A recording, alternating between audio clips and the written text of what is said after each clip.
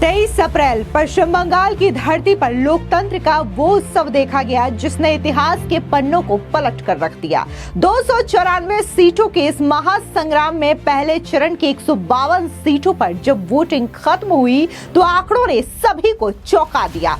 92.9% मतदान। ये सिर्फ एक नंबर नहीं, ये आजादी के बाद से बंगाल का सबसे बड़ा चुनावी रिकॉर्ड है। जहां 2021 में आंकड़ा 83% पर सिमट गया था, तो वहीं इस बार बंगाल की जनता ने अपनी खामोशी को वोट की चोट में बदल दिया। और सबसे बड़ी बात यह रही कि इस बदलाव की लहर का नेतृत्व कर रही बंगाल की माताएं और बहनें।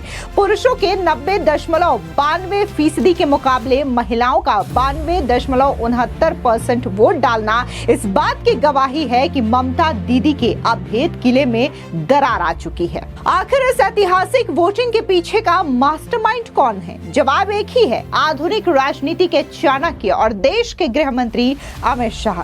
जब लोग दिल्ली के दफ्तरों में गणित लगा रहे थे, तब गृह मंत्री अमित शाह सॉल्ट लेक के वॉर रूम में बैठकर हर बूथ की धड़कन नाप रहे थे। उन्होंने सिर्फ निर्देश नहीं दिए बल्कि 15 दिनों तक बंगाल की खाक छानी। कार्यकर्ताओं का मुरझाया हुआ हौसला आज हाई जोश में है। जहां कभी बूथ कैप्चरिंग की खबरें हेडलाइन बनती थी, वहां अमित शाह की रणनीति ने टीएमसी के सिंडिकेट को चारों खाने चित्त कर दिया। कार्यकर्ता अब डरते नहीं बल्कि डटकर मुकाबला करते हैं। अमित शाह का दावा स्पष्ट है कि पहले चरण में 152 सीटों में से 110 सीटें बीजेपी की झोली में आ रही है और अमित शाह के इसी दावे ने टीएमसी में खलबली मचा दी है। अमित शाह की रणनीति का सबसे कड़ा हिस्सा था डर का रुख मोड़ देना। वोटिंग से ठीक पहले अमित शाह ने टीएमसी के गुंडों को ललकारते हुए कहा था कि अपने घरों से बाहर मत निकलना। जो गुंडे कभी वोटरों को धमकाते थे, वे अमित शाह की चेतावनी और सुरक्षा बलों की मुस्तैदी देखकर खुद घरों में कैद हो गए।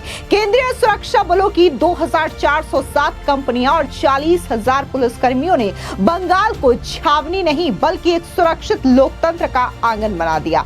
परिणाम सभी के सामने है कि लोग निडर होकर निकले और रिकॉर्ड तोड़ वोटिंग कर दी। अमित शाह ने बंगाल बीजेपी की अंदरूनी गुटबाजी को सर्जरी की तरह ठीक कर दिया। दिलीप घोष और शुभेंदु अधिकारी को एक मेज पर बिठा करके उन्होंने साफ कर दिया कि लक्ष्य सिर्फ एक है, सोनार बांग्ला। इसके अलावा पन्ना प्रमुख मॉडल, जिसके तहत हर कार्यकर्ता के पास 50 से 60 वोटर्स की जिम्मेदारी दी गई। साथ ही बूथ विजय संकल्प, जिसमें हर बूथ पर 10 नए वोट जोड़ने का गणित।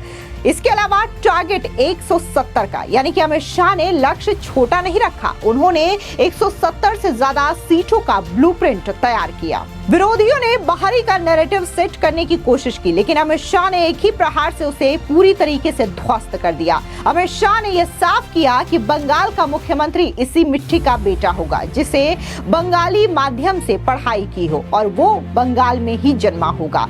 मुद्दे साफ है कि घुसपैठियों के खिलाफ डिटेक्ट, डिलीट और डिपोर्ट के तहत कार्रवाई होगी। 45 दिनों के भीतर सीमा पर अभेद बाड़ बनाया जाएगा। भ्रष्टाचार के उस दीमक का अंत जिसने बंगाल की संस्थाओं को खोखला कर दिया। बीजेपी का घोषणा पत्र सिर्फ वादे नहीं बल्कि बंगाल के पुनरुत्थान का दस्तावेज है। महिलाओं को शक्ति, यानी कि हर महीने 3,000 की आर्थिक आजादी देना, युवाओं को संबल देना, यानी कि बेरोजगारों के लिए 3,000 का भत्ता। ऐतिहासिक कदम जिसमें 6 महीने के भीतर यूनिफॉर्म सिविल कोड, यानी कि यूसीसी लागू करने का संकल्प।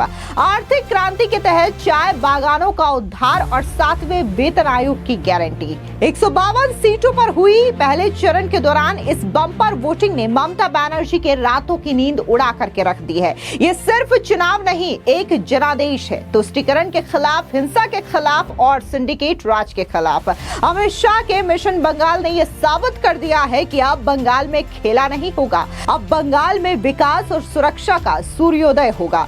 बंगाल अब बदलाव के लिए तैयार है। क्या 2026 में अमित शाह का 170 सीटों का सपना सच होने जा रहा है?